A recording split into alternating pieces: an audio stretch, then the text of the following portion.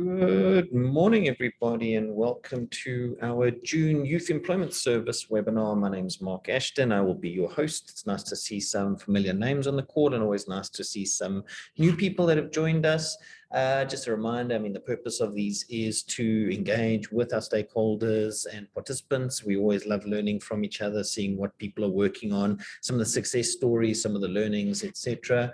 We try and do a theme per month. This month we'll be looking at drone pilot training, but really we do want these. I think we're all Zoomed and Teamsed out, so we really do want to be able to have sessions which are engaging. So please feel free to make use of the chat facility or the Q&A facility. There will also be a playback facility made available. And please don't feel shy to ask questions. I think it's always nice to be able to engage across different stakeholders, whether it is a corporate, whether it is a B-BBEE consultant, or other industry experts. So looking forward to engaging today, and please feel free to ask any questions as they pop up. Before I get into the main thrust of this webinar, I just really wanted to address two things that I had noticed or two events that have taken place in the last couple of weeks that I thought were of interest.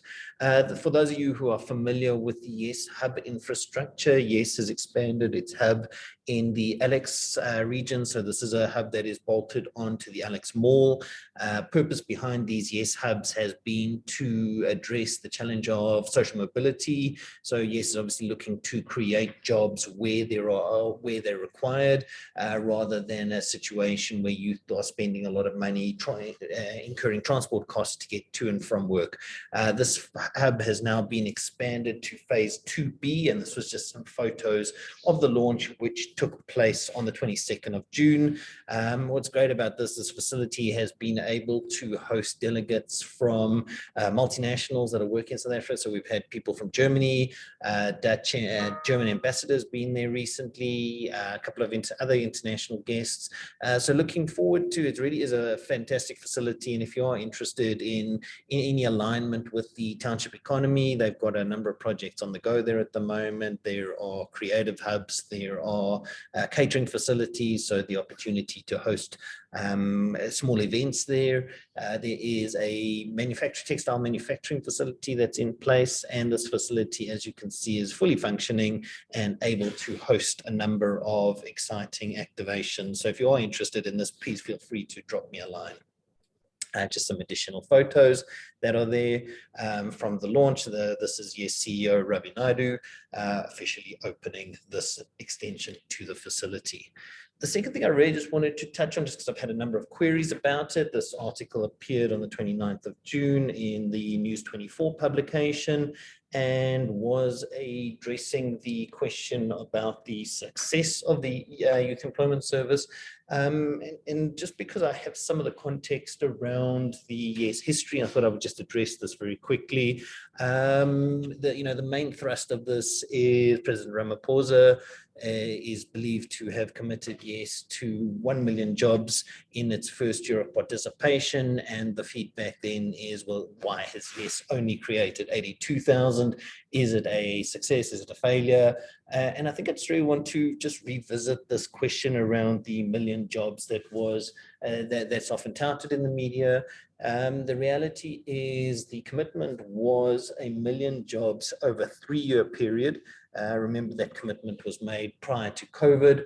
And I think the important thing to remember here is that YES receives no government funding.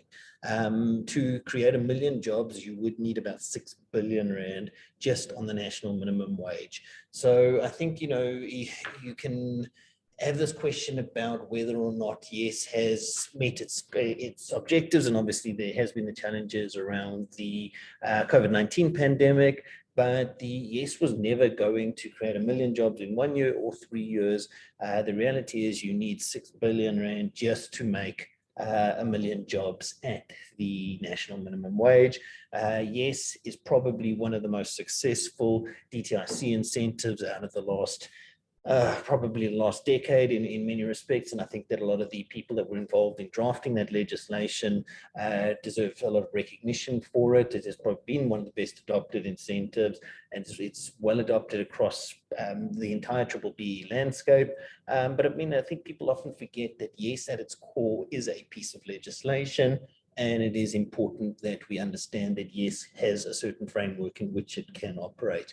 There are obviously things that YES can do better, but I think this is a massive challenge across the country, and I think it's just important to address this million job number, which is often touted around in the media. If anybody has any questions about this, they are welcome to drop me a line, either in the chat facility or Q&A, or over email, Marc, M-A-R-C, @yesforyouth.co.za. Really just going to quickly run over the kind of YES milestones. YES's challenge that it has or attempts to resolve is this issue of the experience trap. I can't get a job without experience. I can't get experience without a job. YES provides 12-month quality work experiences for South African youth for the opportunity to get them into the workforce and then be able to then push on and have other successes through their careers. What I'm going to really have a look here is just the timeline, so that those who are familiar with YES and its history in the, YES finds its roots in the CEO initiative back in 2016. Gazette of the legislation came in August 2018. Practice note then was issued in October. And YES effectively came into being on the 31st of October 2018. And, over the kind of 3 or 4 years that have been in play now, YES has created over 82,000 jobs, take into consideration the impact of COVID and its self-funded nature. It's an enabler of 12-month quality work experiences. Youth receive a combination of experience, smartphone, CV, and reference letter. This is ultimately believed to make the youth up to 3 times more employable.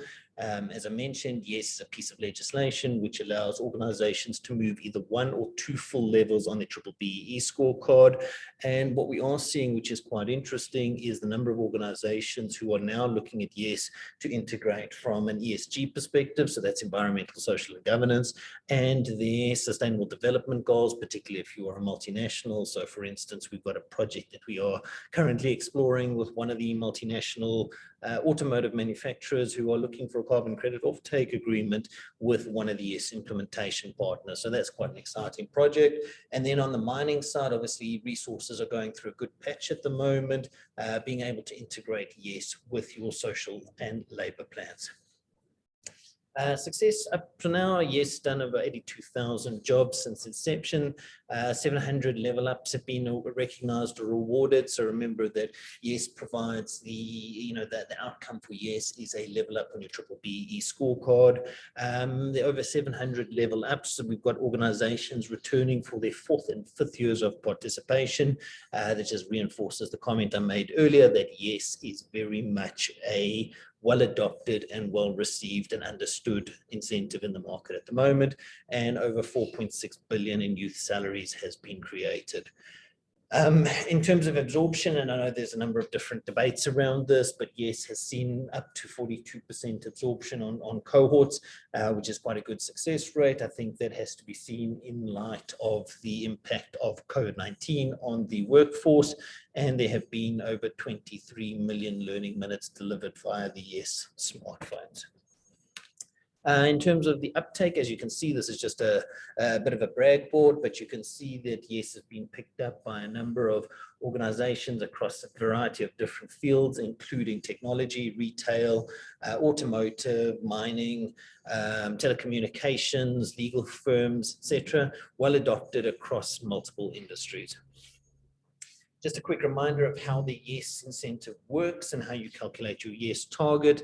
YES is effectively taking the higher of 3 calculations. The most common one is to take a 3-year average net profit after tax, times by 1.5% and divide by 55,000. Alternatively, if you have low profits but high headcount, you would take 1.5% of your headcount. This allows you to move either 1 level on your scorecard, 1 level plus 3 bonus points, or 2 full levels on your scorecard. People often ask, are you able to move 2 full levels in your first year of participation? Absolutely. The incentive is one of the most flexible in the market at the moment, and the DTIC has encouraged the flexibility of it. Through your first year of participation, youth can be registered anywhere inside your measurement period. What are the benefits of working with YES? Bringing fresh new ideas and skills into your business, trying out youth cohorts to allow you to select the best fit, build and support SMEs and entrepreneurs. So this is quite a big one we're seeing at the moment. You can see a number of organizations using YES to integrate with their ESD and SME programs that are in the market, creating future tech capacity and taxpayers. So every time you create a new venture in the ESD space, there's a number of opportunities to grow the tax base. Over 2,000 programs currently running through YES. That again just reinforces the evidence of success there. You've really got a couple of options when working with YES. The first one is placing youth inside your own business and working with them as part of your workforce. The other option, and this is very common or popular with a number of multinationals who struggle to expand their own headcount in South Africa, you can make use of a vetted YES implementation partner. We're going to introduce you to one of the partners that is a program partner that's working with YES in the drone space today. And really, this is an opportunity. People forget with YES, you are able to go and capacitate third-party entities, including drone pilots, ECD programs. What else? We've got healthcare. We've seen scooter drivers. There are a number of different exciting projects out there that we can work with through a vetted YES implementation partner. Just very quickly, you've seen the YES mobile phones that are in play at the moment. So all youth receive these mobile phones. These youth are being tested for things like developing professional skills, soft skills such as developing your CV, financial education, also survey and sentiment related feedback. So being able to work out whether the youth are enjoying quality work experience, and YES uses this as part of its monitoring and evaluation function. Here's just a very quick overview of what happens. You've obviously got your recruitment of your youth, providing 12 months work experience. So if you are on your own payroll, you'll then be responsible for ensuring the youth have supervisors, complete the surveys, and respond to M&E related queries.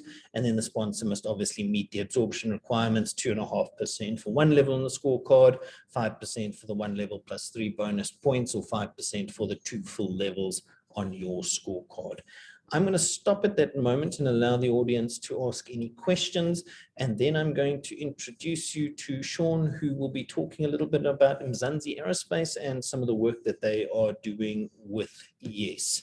If there are any questions, please feel free to pop them into the Q&A facility while I catch my breath, and then I will be handing over to Sean if there are no further questions.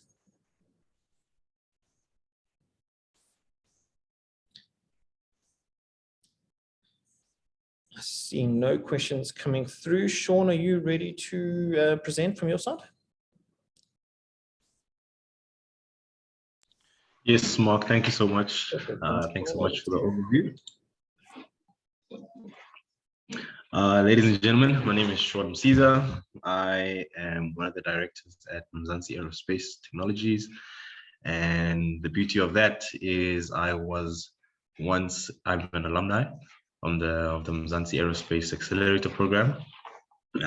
So I'm just quickly going to introduce Mzansi and what it is that we do. And I also want to make this presentation as interactive as possible. So I do have some industry examples, some real-time industry examples of some of the projects that I've participated in as a drone pilot. And then I'll leave the floor open for questions and engagements as well.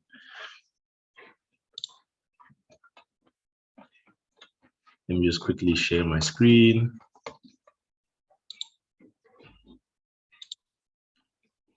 Can everyone see my screen? Yeah, you're good. Yeah. Thank you so much. So Mzansi Aerospace Technologies is an amazing company that I am really honored to be a part of, particularly because I am passionate about aviation, I'm passionate about robotics, and my background in mechanical engineering also kind of thrusted me into the engineering side of drones within applications. So Mzansi Aerospace was founded in 2018, particularly when the biggest uptake of drone tech companies in South Africa. This was after it was made legal to fly for commercial operations. So Mzansi was then founded by a gentleman called Victor Hadebe. Mr. Victor is passionate about technology, smart city, smart mobility, and he's also passionate about the youth. And I think the advantage of working with someone like him is that among his peers who are within the drone industry for these operations, he's more focused on empowering the youth and engaging and being on the ground. So in the picture here, this was him at the Alex launch. So what Mzansi Aerospace does is training and advisory. So the drone industry is merely an ecosystem, right? It's an ecosystem that is still growing, and it needs us to equip and fill up the gaps and make sure that we don't get left behind in South Africa within the fourth industrial revolution.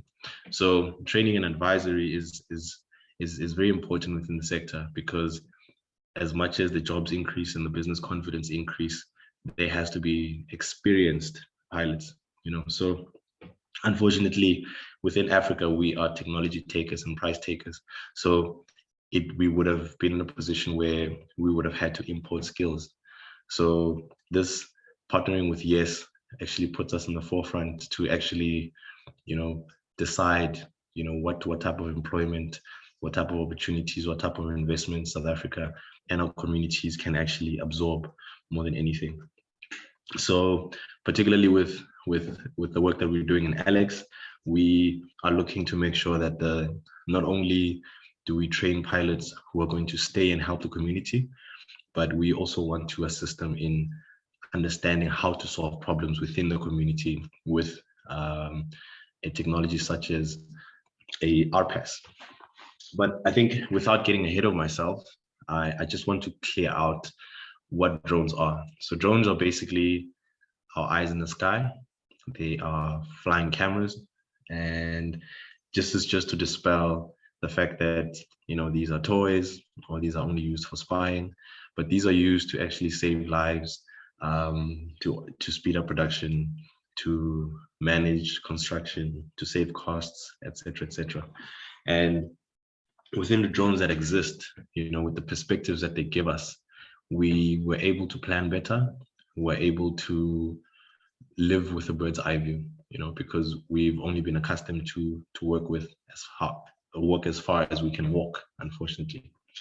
So Mzansi is participating in the training of pilots and startups that are going into mining and land surveying, because these are industries that are very quick to absorb drone pilots. They're quick to absorb the technology, and particularly because you find that within land surveying or mining operations, these are within rough terrain where you'd find that it's very difficult to access, or there's a lot of walking that's done, which then delays the progress, which then delays reporting.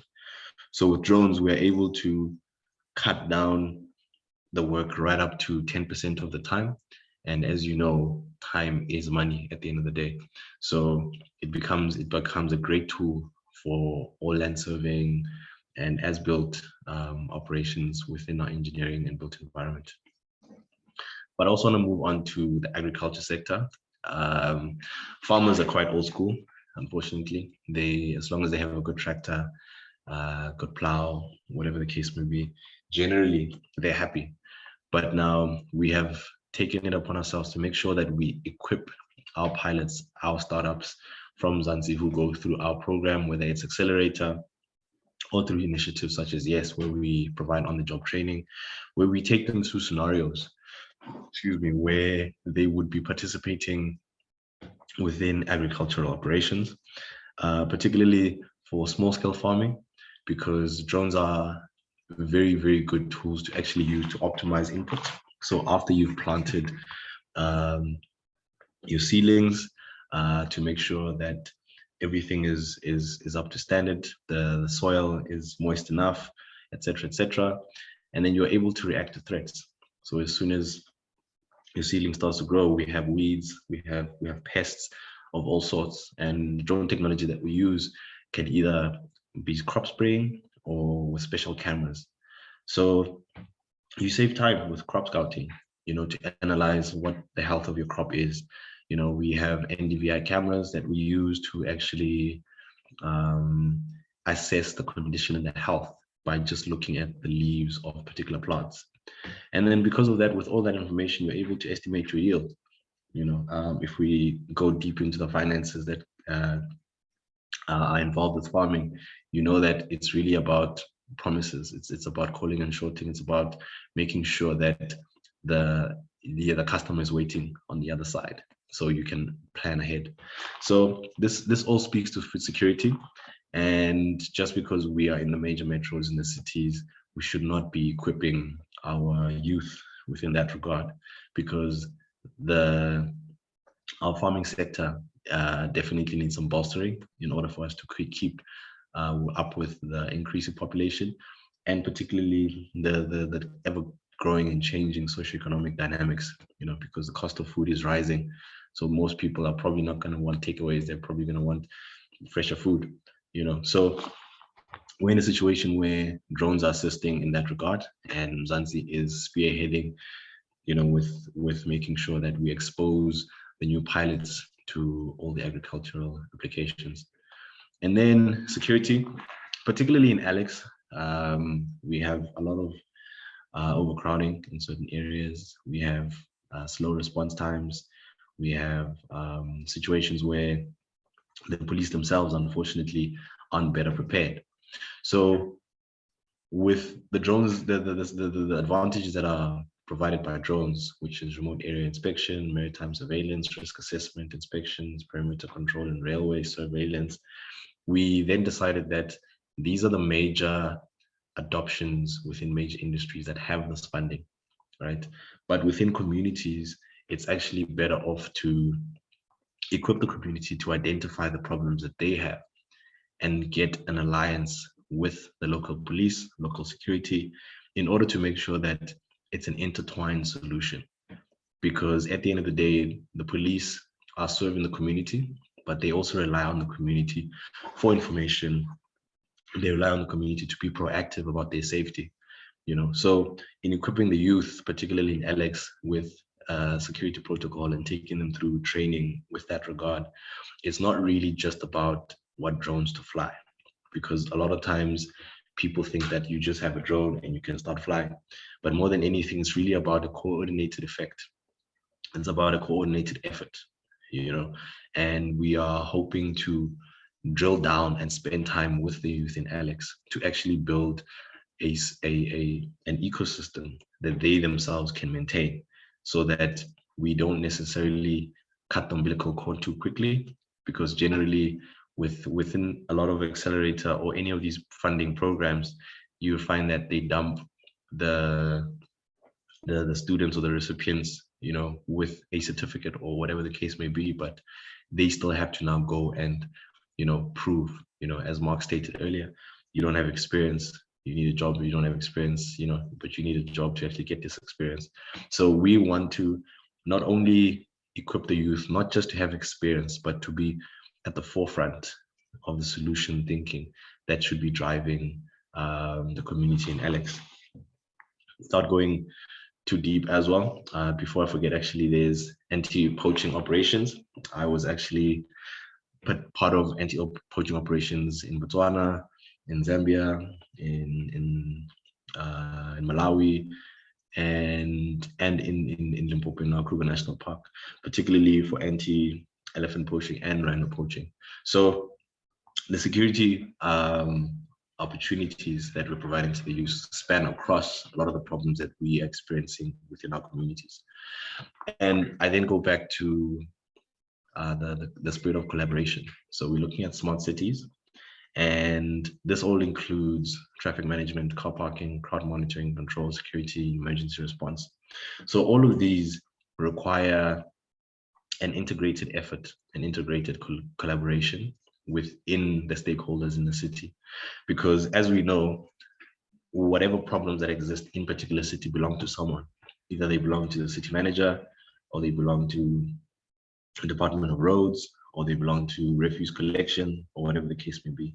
So a coordinated effect of making sure that we train the students in such a way that they understand how collaboration and how drones can assist within the collaboration the growth, the maintenance of their own cities, of their own infrastructure, then we are training a youth that is not waiting for handouts. We're creating a youth that already understands the hierarchy, that already understands the workflow, and we are then in a better chance to adjust the way in which we solve problems in our community, the way in which we've been accustomed to real-time responses.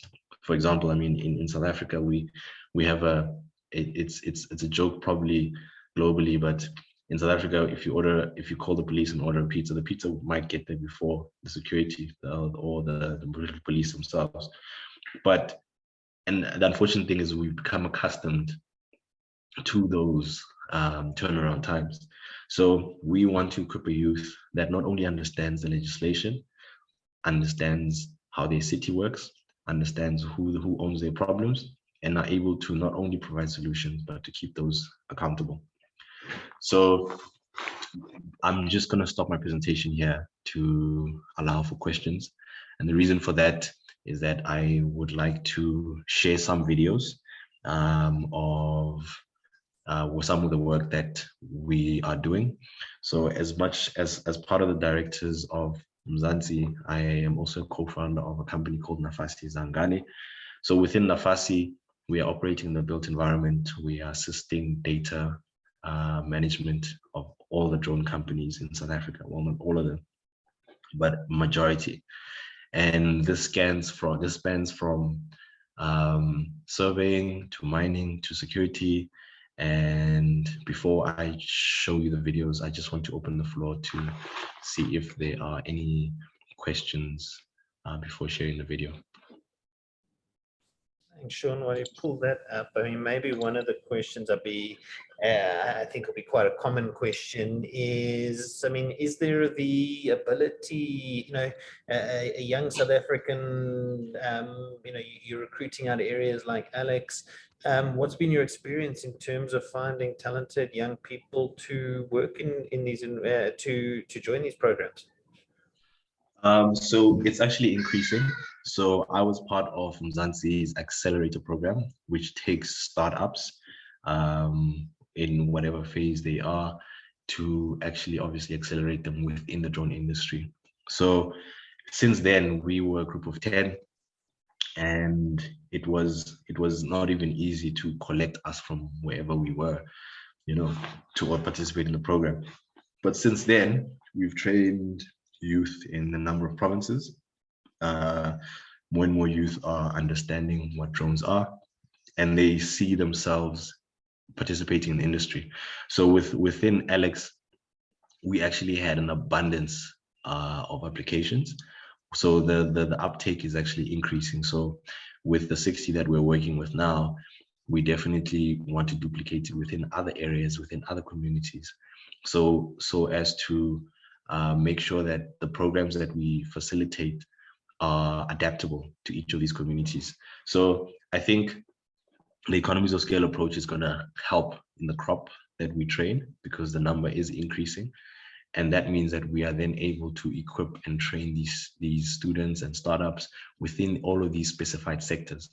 Because I think that every time we do training, there's a crop from who have little to no experience in aviation, but are farmers and they want to take advantage of the tech. Some are in media, some are in town planning, some, you know, so it's about making sure that we equip the pool enough that the diversified pool of employable youth is enough that the economy can actually absorb them. So it actually definitely is an exponential uptake. And having looked at the things that I was able to do just by interacting with other youth who have the same vision, who within a bleak economy decided that we're still going to pursue this, you know. So even with the videos I'd like to share, I'd like to then share the scenarios, you know, of where we are assisting, you know, within the mines, within communities, you know, simple things like sinkholes, simple things like cable theft on the mines, simple things like accident reconstruction. And that's merely by the audacity to want to participate in this industry. So I personally want to take other people and the youth that we're working with in Alex through my lens, help them avoid the pitfalls, help them, surmount the high barriers of entry into the industry, because more than anything, we all know that drones aren't cheap. The cheapest ones we use are like 60,000 Rand. The most expensive ones, one that I was actually demoing yesterday, is about R1,000,000, which can be used to survey underground, particularly for search and rescue and within mines. So the applications span between 60,000 and R1,000,000, and we need to make sure that everyone knows where they can fit into the ecosystem as opposed to being alienated. So it's an exciting and ever-growing industry, and we look forward to working further with YES to further equip more youth and strengthen the program. Perfect, Sean. I'm just cognizant of time. I don't know if you want to load up one of the videos quickly, and then we can just jump to the next phase of this presentation. So I'm just going to quickly skip through the videos, also just taking into consideration the bandwidth of our guests and our participants. So this scenario here is a flight that we conducted on a mine in Mpumalanga. So this is a thermal camera that is mounted to a drone, and we were using this to monitor their perimeter. We set the camera to be black hot, so everything that is darker is generally warmer. So we are then able to identify anyone, based on their body heat, so that we make sure that there's no interruptions on the mines. I'm jumping to next video. And this particular one was a sinkhole. Let me just mute this. So this was a sinkhole that happened in the east of Joburg. And we were luckily close enough to actually conduct the flight and actually do a volumetric calculation and an assessment of the area, and also look at the condition of all the other properties around, right? So this then helped us to assist the municipality to not only quote appropriately for the budget, because generally there is no way to estimate how much these projects are supposed to be, how much these projects are supposed to cost. So within drones, we were able to then not only calculate the depth of the hole, we were able to assess the damage and send it to executive stakeholders, who are not able to go onto site and have this overview. So what was important here was the data and the reporting that we went through, because it's one thing to give people data, but data is useless without context.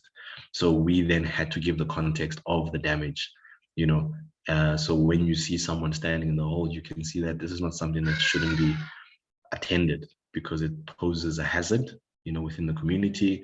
And with situations like this, we are now able to assist the state. We are now flying drones in KZN, where we had flood damage, and we are providing the same service. And this is all through programs such as the one that YES is providing, programs such as what Mzansi is doing with training and upskilling. So jumping on to the next video as well, this is a less hectic scenario where a roof of a house was being changed, and this was for insurance. So particularly the insurers usually send out an assessor, and unfortunately the video is glitching a bit, but usually the insurers send out an assessor. They take a visual inspection. Sometimes it's not safe for them to climb on the roof, or whatever the case may be. And luckily we were then able to use and assist this homeowner, to actually validate their claims, validate the damage, and validate the work that was then subsequently done on the house. Unfortunately, this video is a bit high resolution, so it's glitching quite a bit. And then an example on an active mine that we are working on. This is one of our clients in Bunzi at River West. So we were then assessing the high walls post-blast. So whenever they are blasting on the mine for topographical, for open pit mining and underground mining, we are there to assist with how much soil has been moved, how safe is the environment to use, particularly because you have scenarios like avalanches where there's loose rock that can collapse onto people, and etc. etc. So, and I will say that this is a touch point that a lot of youth need towards these industries, because all of these industries are so far apart. And nowadays, people are moving away from the traditional professions, like being a doctor, an accountant, and this and this. You can still have the capability, but you can still participate within these industries, at a grassroots level. So situations like this have exposed even some of the pilots that I then managed to hire, because within our business, we ended up scaling up, and I don't have to do much flying anymore. So it's then easier to participate in programs like this, where I'm able to give a youthful understanding of the industry, give a perspective of how these youth should be trained in order to be absorbed within the industry, because there usually was a big gap in between what pilots are supposed to know and how they need to be absorbed within the existing industries. So the on-the-job training is really going to be exciting. We have scaled it in such a way that the students go and search for the problems, they engage with the stakeholders within the community, and we build problems that suit the solutions. We provide solutions that suit the problem without having to shove a problem, a solution into a problem, and usually wasting money, and time. But I'm just I see. cognizant that that number of some of the guests are struggling with connectivity. So I'm just going to ask if I can stop you for a moment and just run through the last of these couple of slides, and then we can get to the Q&A. Yes, let's do that. Perfect. That's what we're trying to and as I say, it's always very cool when you see a number of these projects where youth are, doing real world, tackling real world problems, including the, things like the disaster recovery situation at in KZN, which has been obviously a very topical thing. With that, I am going to just quickly run you through some of the insights around what YES has been doing. YES has obviously set itself a goal of doing 1,000, training 1,000 pilots over the next 3 years. So YES has seen this as a kind of flagship project that it wants to work with. What I'm going to do is just share some stats from the previous program, just so that you can have a look at what has happened inside of existing YES programs that we've been running up until now. Let's just share my screen here. So YES has run YES has got a proven track record of running these drone pilot initiatives. This is just some imagery from the program that ran at Saldanha Bay in the Vredenburg hub last year. And what's quite nice, and this just gives you a bit of a breakdown of the number of where these youth are being placed, and just a breakdown of the number of young women that are being appointed to these programs. And probably roughly half of these youth are going to be women. Absorption opportunities are incredibly high, so there's quite a lot on the go from that perspective in terms of social impact. In terms, and that's a question that Tracy has submitted, in terms of the qualifications, and I'll ask Sean to speak to this as well, but I mean, there's basically a restricted payload operator certificate, a pilot with a Civil Aviation Authority issued a remote pilot license, and there's also a maintenance qualification that also comes into play as part of the work that these youth are doing. Just a quick overview. Sean touched on a number of these, but this is just an overview of some of the jobs that these youth can move into. I know as an investor in a YES program, you want to ensure that absorption happens. This just shows you that there are a number of opportunities for these youth to move into as part of an absorption pathway. Let me stop there for a moment. And Sean, maybe just a question that's coming from Tracy there on the chat facility. What training or qualifications do you need to be a drone pilot? I don't know if you can maybe speak to that.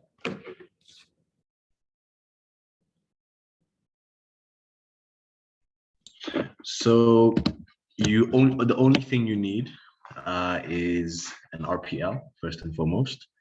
So that is depending on how quickly you get through the program, you can take about 6 weeks within theory and practicals, etc., etc. But more than anything, you are then trained within the specific sectors. So as I'd mentioned, we have farming, we have surveying, we have security. So all of these applications are also different. So you can look at it as the licenses that we have for cars. Some are code 8, some are code 10, some are code 50. And it's not to say that there are limitations, but there is a specific skill set, that we will then be training the youth on in order to make sure that they can plug into these industries. So getting the drone pilot license itself is just the first step, but we are trying to make sure that not only are we equipping them with pilot licenses, but we're making sure that they can plug into existing work streams, workflows within the industry. So in some cases, it does help when they do have some background within the industries that they do want to venture into. So if you have a background in agriculture, obviously when you get a drone pilot, it adds to your skill set, and it adds how you can manage your own operations or how you can add value to your employer. So it's just the drone RPL, the RPL, which is remote pilot license. And beyond that, then there are a couple of on-the-job trainings that are available in order to make sure that the employers can absorb them and they hit the ground running.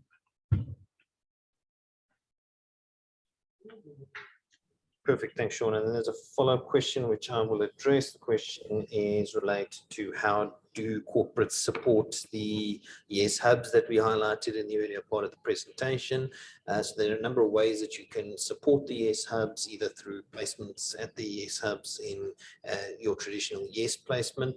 Alternatively, you can get a section. Remember, YES is also a public benefit organization, so you can claim the Section 18A tax break for donations made to YES that can go to funding programs, including drone pilot training. It can go to funding physical infrastructure at those hubs and other operational expenses. You can also claim socioeconomic development recognition on your B-BBEE scorecard for contributions toward the YES hub.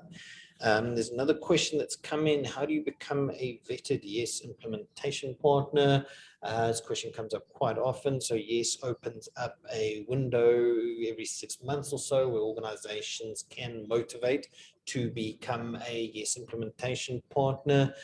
Typically, these are not-for-profit organizations, although you may have situations where they will run specific programs.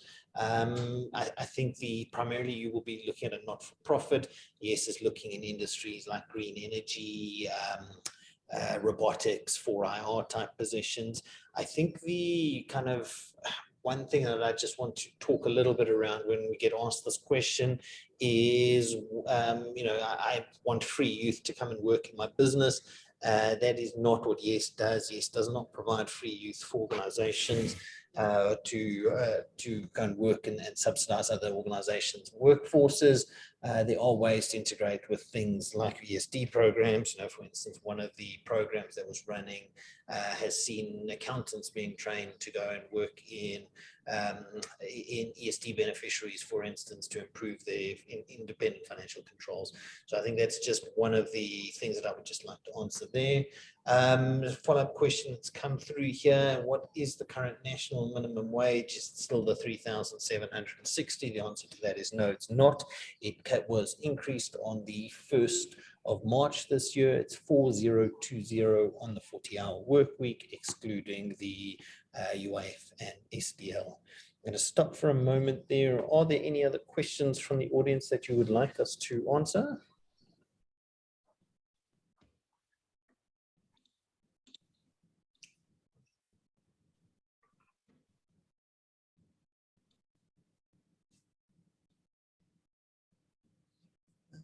Here's a question. I'm just going to summarize it. Does YES assist organizations who are looking to move to roll out projects in specific geographies, or when it comes to selecting YES implementation partners?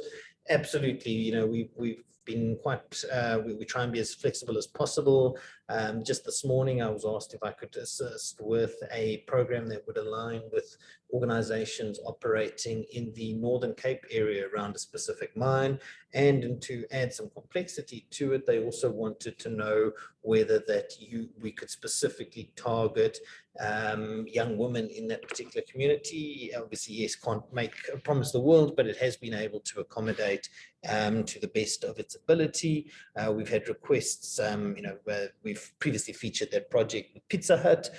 They had 109 young ladies spread across the country, and they were looking for women between the ages of 18 and 24, and we were able to accommodate that.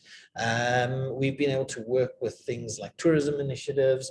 A fun example is there's a project with Airbnb and R Labs that we are working with. So there's lots of flexibility, and we'll obviously try and accommodate to the best of YES's ability.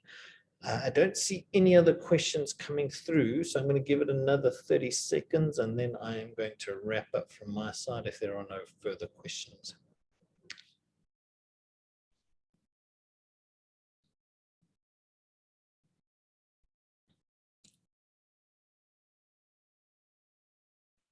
With that, ladies and gentlemen, I'm cognizant that we all need to keep the economy ticking over, hopefully not using too much electricity in the process. But we are looking to have a strong finish to the year. We'd love to also partner with you on these drone projects. Sean, thank you very much for your time in joining us today. And just a reminder, we will circulate a playback facility to this webinar as well. Ladies and gentlemen, thank you for your time, and we look forward to working with you over the remainder of 2022. If any of you would like to reach out to me, it's nice and easy. It's Marc, M-A-R-C, @yesforyouth.co.za. Thank you all for your time, and looking forward to engaging. Bye. Thanks so much, Marc. Cheers.